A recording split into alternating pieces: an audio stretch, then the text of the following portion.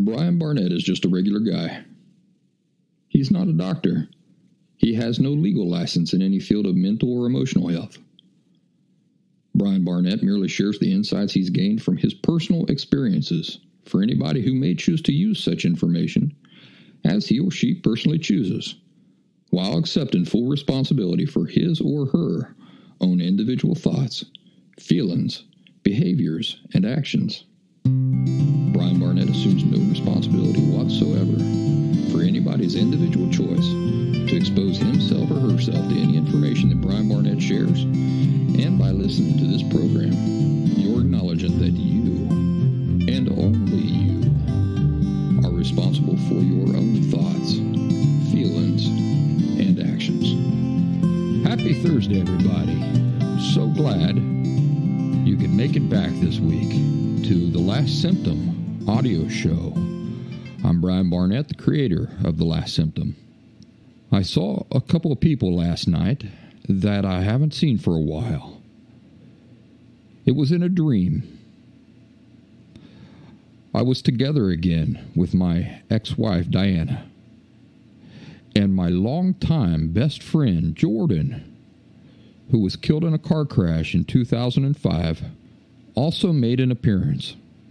I was at some hospital with Diana, visiting somebody who was apparently a patient there, and I had dropped her off at the front door, my ex-wife, and then I went off by myself to park the car. And then you know how dreams are.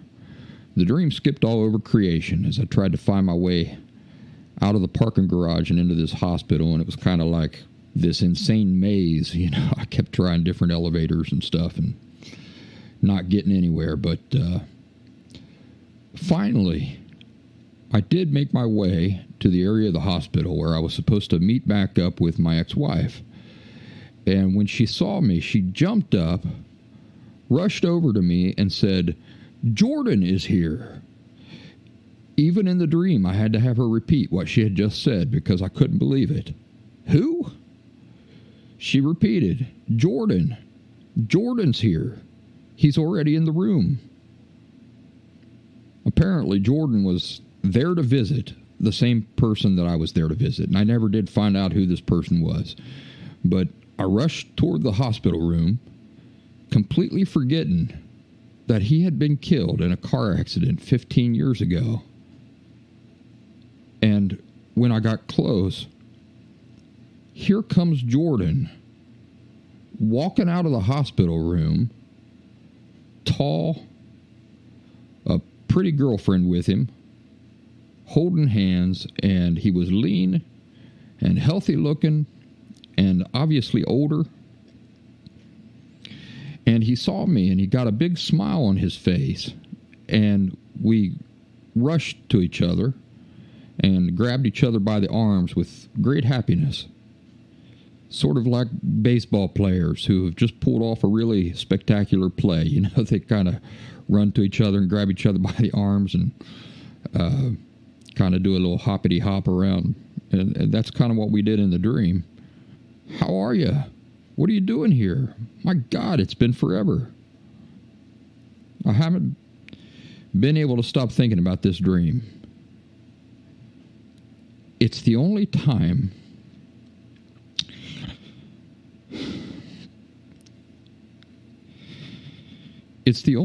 I've ever dreamed of him having aged.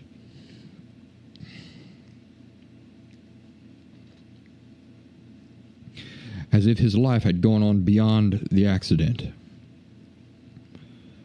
Also, my ex-wife wasn't just in the dream, but we were together. So you know how all that feels, all the old familiarity. Contrary to the way I sound right now, I like dreams like this. It allows me to spend time with people that I care about, that I never get to see or spend time with anymore. And my brain recreates them in such perfect detail. All the unique aspects and mannerisms that make them who they are. Well, no point to any of this. I just thought I'd share. And also, telling the dream here sort of journals it so that I'll be reminded of it sometime later. Just this past Saturday, on Season 2, Episode 44, I wished for you to have the best week of all time and to have a spectacular weekend. How's that going for you? Fine and dandy, I hope. But if it ain't going so well, take a deep breath, slow things down, and simplify, simplify, simplify. Try to identify and address the underlying issues of maybe just one thing or two things. Do this rather than allowing yourself to be overwhelmed by an endless number of things that you perceive might be wrong with your life. Let me give you an example. If you've been temperamental lately and running on a short fuse, feeling frustrated and angry, is your anger the problem? Your anger is merely a symptom of the problem. So instead of looking at your life and thinking, holy mackerel, how am I going to keep from blowing up at people in 9,000 different daily situations, which is a heavy burden to juggle, you know. Instead of doing that, simplify the job. How do you simplify the job? You simplify the job by sitting with yourself for just a little bit and trying to identify where this frustration or anger is coming from. Now, do you see how, instead of being overwhelmed, trying to preemptively imagine and control 9,000 different, unique, future, imaginary situations in a sort of superficial way, that is, you're still angry, you haven't done anything to address that, but you're trying to come up with solutions for how to act not angry in 9,000 different imaginary situations. Instead of this superficial approach, brush all that aside and instead focus on one single thing. And that one single thing is the cause or origin of this frustration and anger that you're feeling. Now you ain't overwhelmed with and carrying the burden of 9,000 different things. No, now you're instead tackling just one thing, which happens to be the only thing that matters. The why. Why are you walking around angry and out of sorts? You know, it might be as simple as an unpaid bill that you're not sure where you're going to get the money to pay. It really could be that simple. That one thing could be like a splinter in your toe that's just driving you crazy and making you bark like a rabid dog at your husband, your wife, or your kids. Now, do you have to remove the splinter to fix the problem? Or do you have to somehow find the money that will pay that bill in order to fix the problem? Well, that would be great, wouldn't it? But that does not necessarily have to happen. In many cases, simply identifying the true origin or cause of what we're feeling has the effect of allowing us to treat people better. Simply being conscious of the true cause of our frustration and now mindful of it allows us, when we get the urge to treat our children unfairly, to deflate our urge to be harsh, impatient, or unfair with them.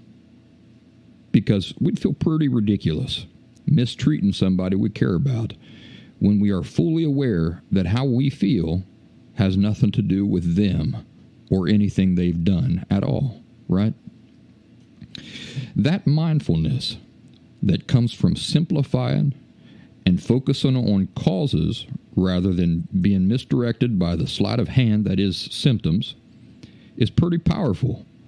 It gives us great power over ourselves and the situations we are experiencing.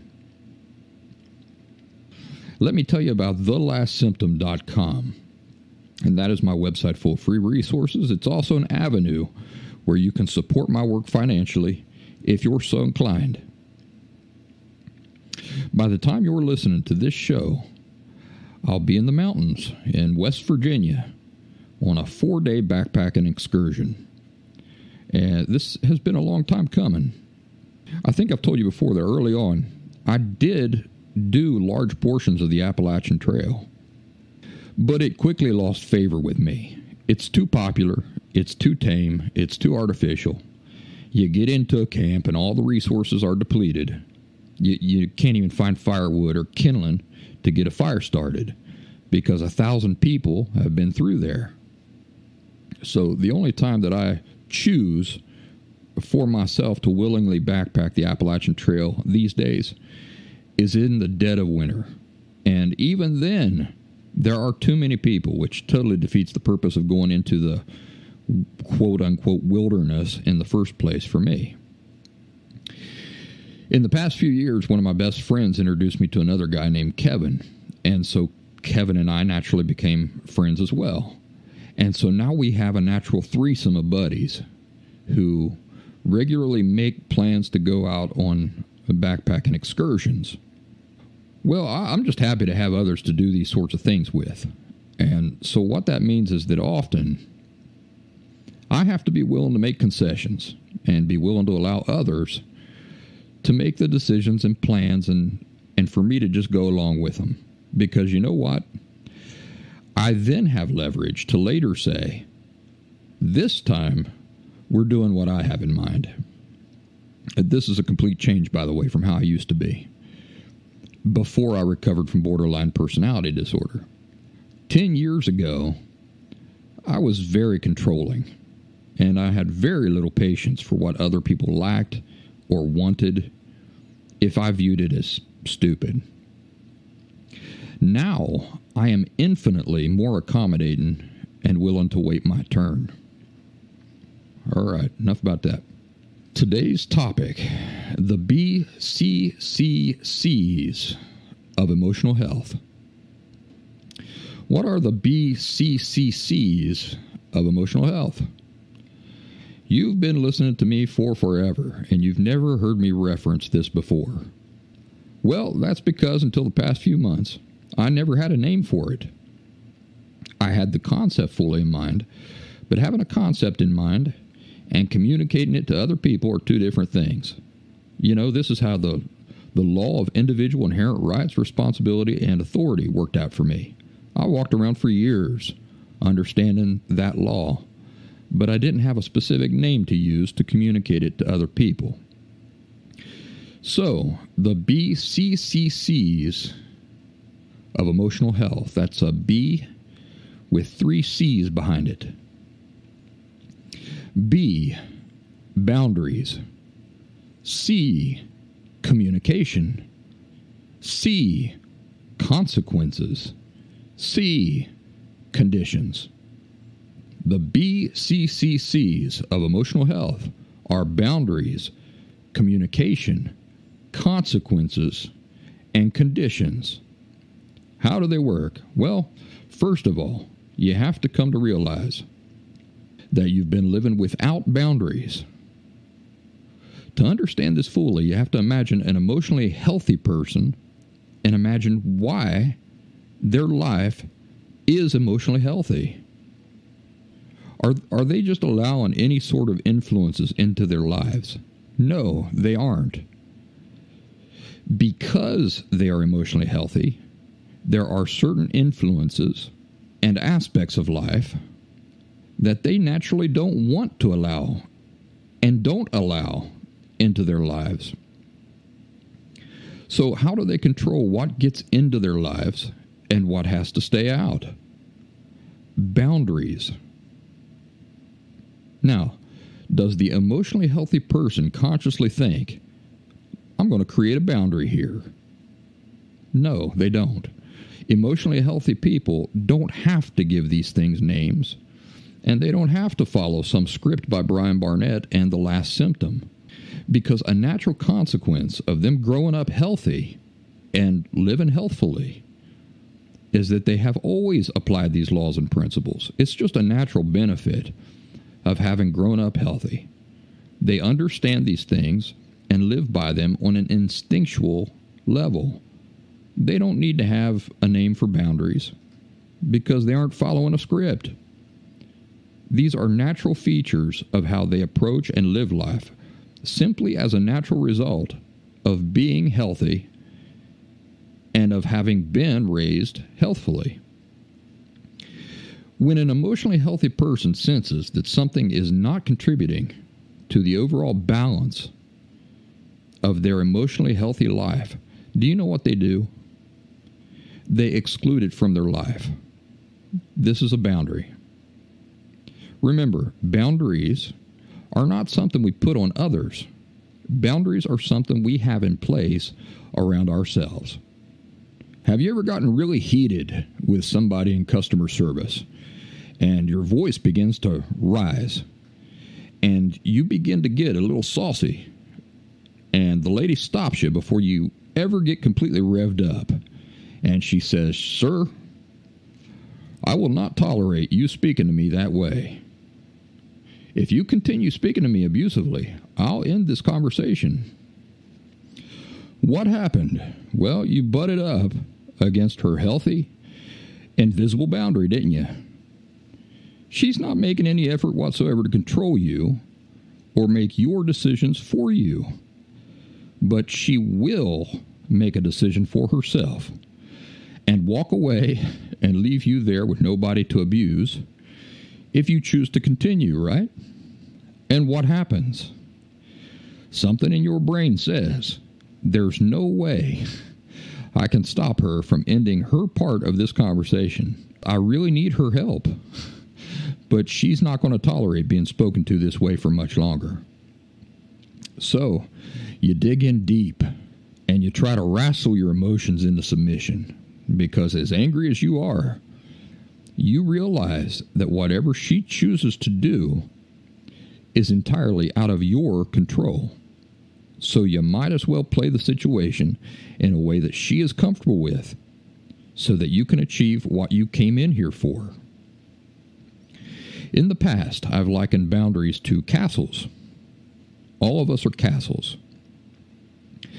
And each of us have a moat around us. Nothing can come in unless we allow it in. And how does that happen? It happens by the way we operate our drawbridge. Each of us have full control over our drawbridges. The sad thing is that for emotionally unhealthy people, they sadly believe that using their drawbridge is rude or offensive or unacceptable when it involves certain people like parents, like husbands, like wives, like cousins, like grandparents. Well, our primary responsibility is not to parents, and it's not to husbands, and it's not to wives, and it's not to cousins, and it's not to grandparents, is it? To whom is our primary responsibility? To ourselves. Do we ever consider other people's emotional, mental, and physical needs as superior to our own? Not if we're healthy. How are you going to be any good to anybody anyway if you're suffering an emotional breakdown? Or how are you going to be any good to anybody if you're suffering a mental breakdown? How about if you're physically incapacitated? So if your first reaction to me saying that other people's emotional, mental, and physical needs are not a greater priority than our own is to think that is a selfish view of things, you're not thinking it through very well. Our individual emotional, mental, and physical needs must be our priority. Who is responsible primarily for your adult neighbor's emotional, mental, and physical needs? Is it you? Is it the government? Is it his wife? No, it's he himself.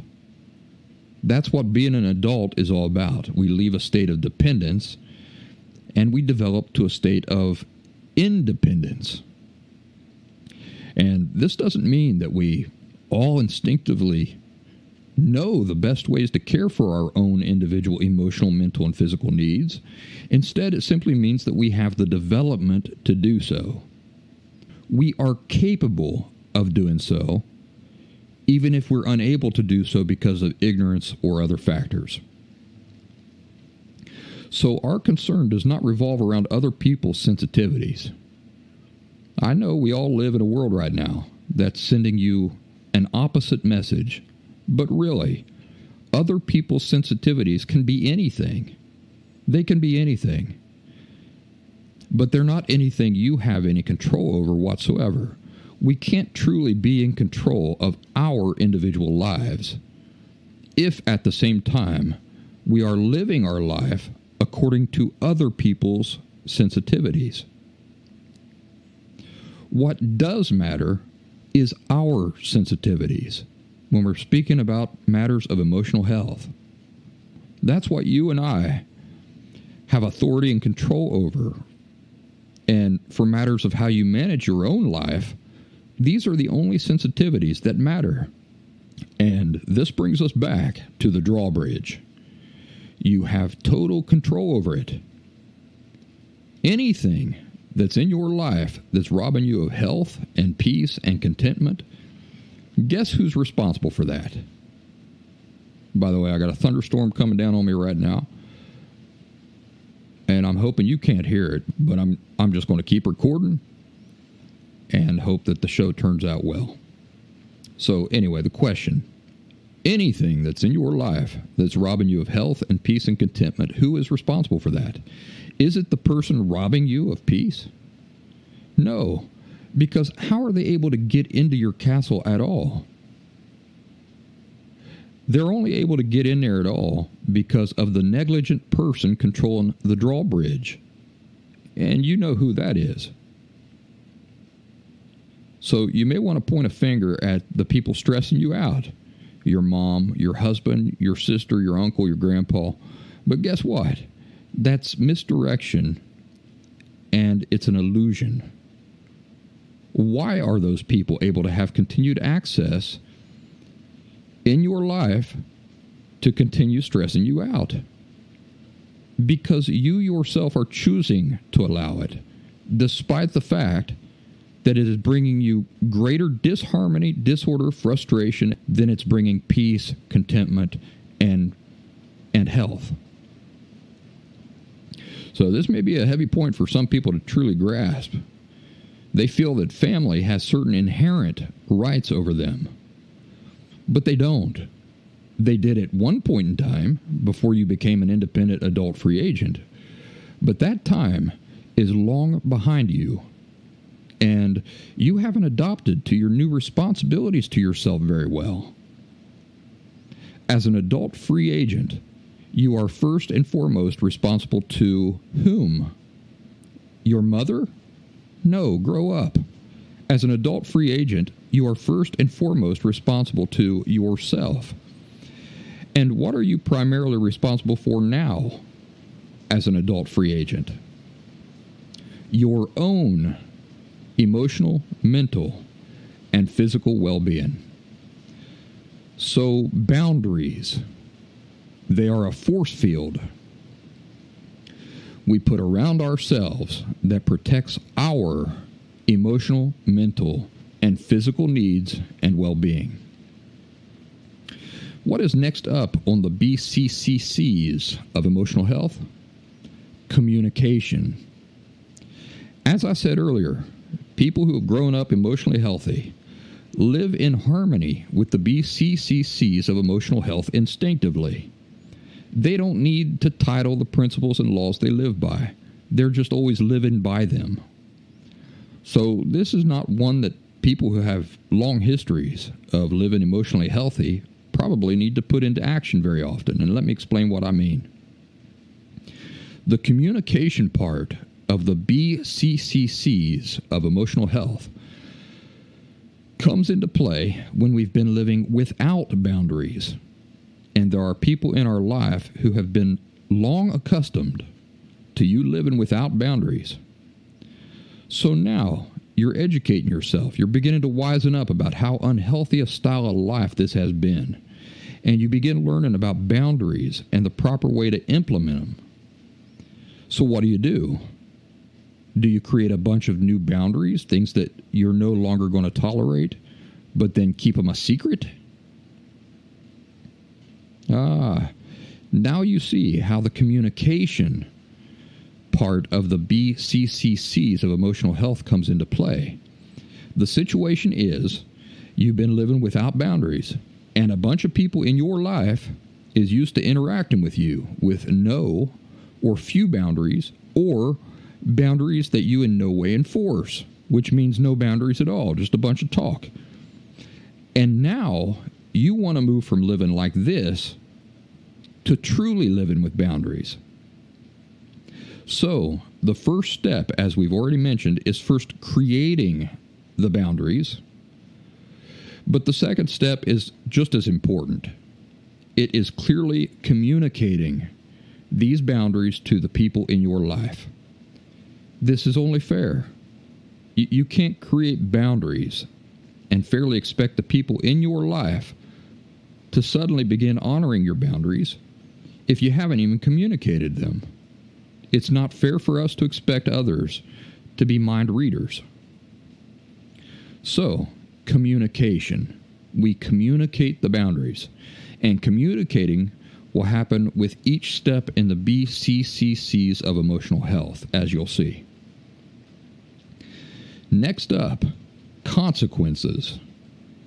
As I've explained in the past, there's absolutely no sense whatsoever in creating boundaries and communicating them to others if you're not going to concretely enforce real consequences for those who ignore your boundary. And guess what? They are going to ignore your boundaries for a while. Why? Because they've never had boundaries from you to respect before. And they don't know what life like this is like. So you should know, even when making your boundaries, that the people in your life are going to ignore them. Which means you should also know, even while making your boundaries, that you are going to have to create and follow through on consequences when it happens. Seriously, when you're creating your boundaries, just plan on this. It's not a matter of if you will need to communicate and follow through on a consequence. It's a matter of when. So let's go back to the lady in customer service. She tells me, "Listen, sir, I will not tolerate you talking to me that way. If it continues, I will end this conversation." What is the boundary? The boundary is, I will not allow myself to continue being spoken to in a certain manner. Did she communicate this? Yes, she did, and very clearly, in a way that is impossible to misconstrue or misunderstand. So she has now covered the first two letters in the acronym, B and C. Did she communicate a consequence for me failing to honor her boundary? Yes, she did. On the spot, she created and then communicated a perfectly reasonable consequence. What was it? Did she create some far-fetched consequence that she realistically has no way of enforcing or carrying out? For example, did she say, "I'll have you arrested," or "I'll make you talk to me more calmly"? Did she say, "I'll wait for you out in the parking lot and beat you up"? No. Notice that the consequence she has chosen is very practical and enforceable. Why? Because, again, it's a decision she has authority and power to make for herself. Do you see that? Boundaries in every aspect involves decisions and power we have over others? No. It's decisions and power we have over ourselves. So, the consequence she has chosen is that she will simply not continue to participate in her part of this discussion if I continue to ignore the boundaries she has in place and has clearly communicated to me. Boom! This lady's good. If I continue getting louder and more abusive, and she does not follow through on enforcing the consequence she has communicated to me, was there ever really a boundary? No. There was only the threat of a boundary, which means no boundary at all. If I continue getting louder and more abusive, she must follow through with the consequence she communicated. She must. Otherwise, I will keep coming into that store and being abusive to her, and I'll know that any threats she makes are only that. They're just empty, hollow words. Empty, hollow words do not protect our emotional health, okay? Empty, hollow words do not protect our emotional health and keep us safe and content in any way whatsoever, folks. But do you know what does? True boundaries and concrete consequences. All right, so now we've reached the final C of the BCCCs of emotional health. Conditions. We've created boundaries. We've communicated them. We've decided on concrete consequences that we will absolutely follow through on, no exceptions, when others ignore our boundaries, and we have communicated these as well.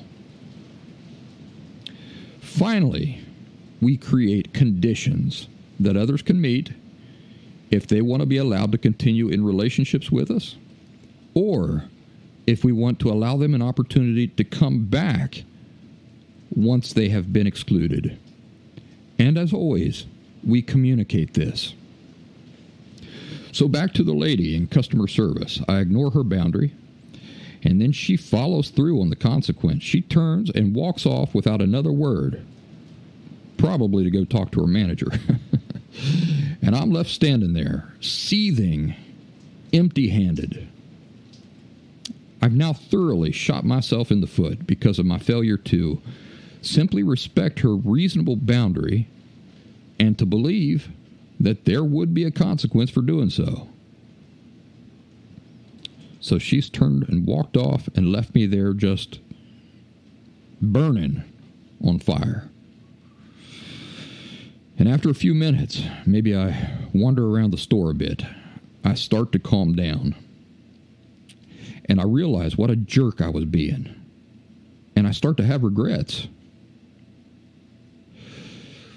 After a while, the lady comes back to the desk and she says, "Sir, now if you are willing to calmly tell me your problem, I will try to help you."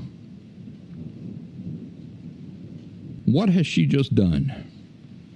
She has created a condition and communicated it that allows me an opportunity for redemption. What is the condition? The condition is if I remain calm. So I agree to her condition, and I stay calm. I realize this lady's not playing around. She absolutely follows through on a thing once she says it, and the rest of our interaction goes off well.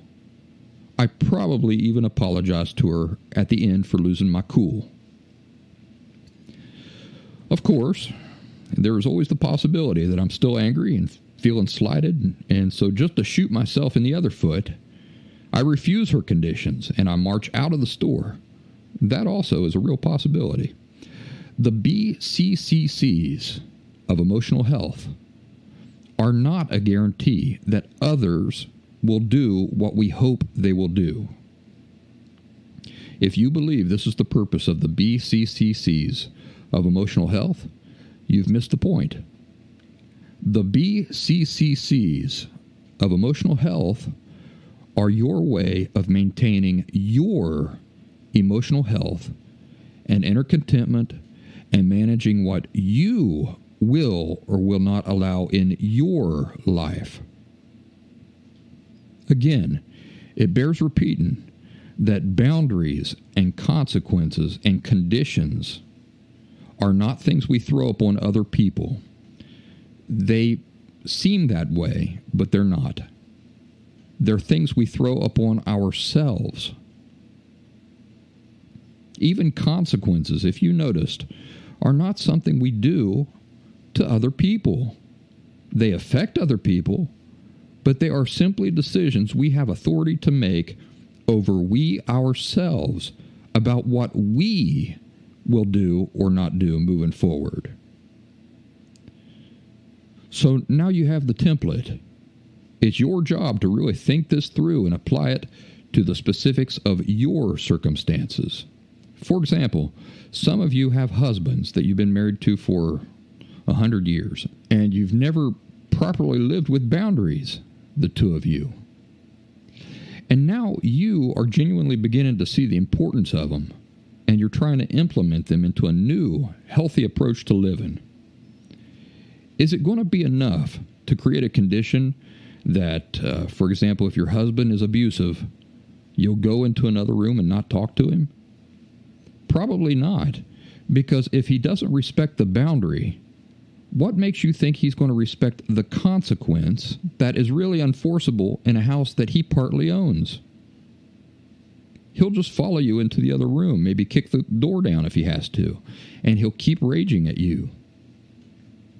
So I want you to take this template, which uses a very common, everyday situation as the model, and be realistic and be creative.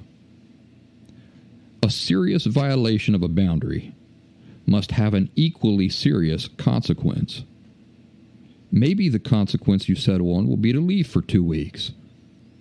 And the condition you create upon your return might be that he must not speak to you abusively, and if he does, you will go away again and not come back unless he's in therapy. These are just ideas, okay? I can't tell you what to do because your circumstances are all unique. These are ideas. It's your responsibility to follow the template, but to come up with your own specifics.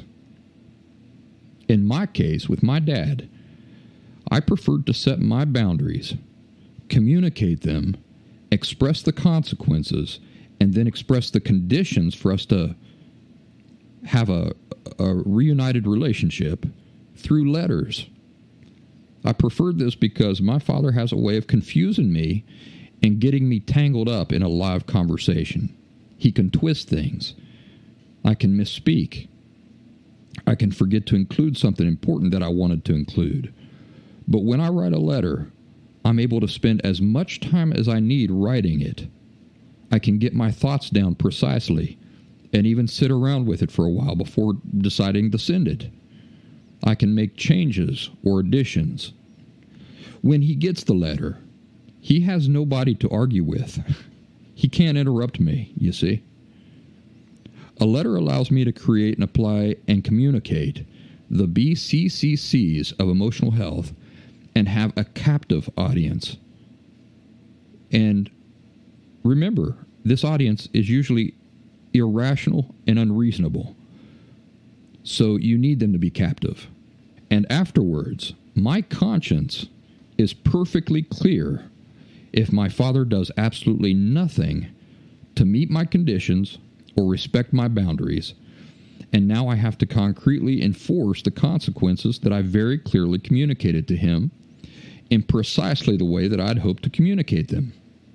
I enforce the boundary, I follow through on the consequences, knowing very well that it is he himself making this decision for himself. This is what allows me to live with a perfectly clear conscience, even though the results may not be what I hope for. Because, remember, it's not me choosing to make that relationship an impossibility. It is in reality he himself making that decision. Whether he fully appreciates this reality or not, it is the reality. I'm responsible for being a responsible caretaker of my emotional, mental, and physical needs first. I don't put other people's sensibilities first at the expense of my own emotional health. Not even if that person is my father. Living by the BCCCs of emotional health is not only in my best interest, it's also in my father's best interest. If everybody in his life had lived by the BCCCs, would he have any choice but to do some self-examination, figure out where his perspectives and his emotional health and his view of the world is wrong, and correct it? No, he would have every opportunity and reason to do so. But because I'm the only person in his life living by the BCCCs, and I get no support from anybody else in my family in this regard, it's very easy for him to arrogantly say, well, Brian is being unreasonable. But am I? Not even a little bit. Not even a little bit. I'm the only one truly doing something out of love for myself and for him that can truly be considered loving. My insistence and firmness in this area is a demonstration of genuine love toward my father. I want him to be healthy. I refuse to enable him and to contribute to an emotionally unhealthy relationship or way of life. Ladies and gentlemen, I'm so glad you tolerated me today. I don't know if you're going to hear all that thunderstorm and stuff in the background during this program. As soon as I finish recording here, I'm going to go to edit it, and we will see.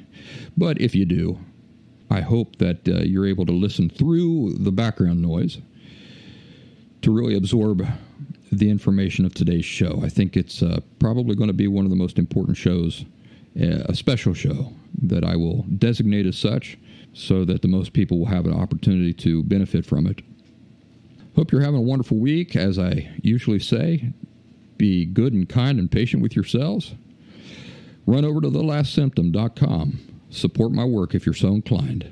Take advantage of the free resources and be good to yourself. I will talk to you next week. Same place, same time, hopefully. I'm grabbing my backpack and heading out to the mountains. God willing, and the creek don't rise, or if I don't get eaten by a bear, I'll see you back here next week.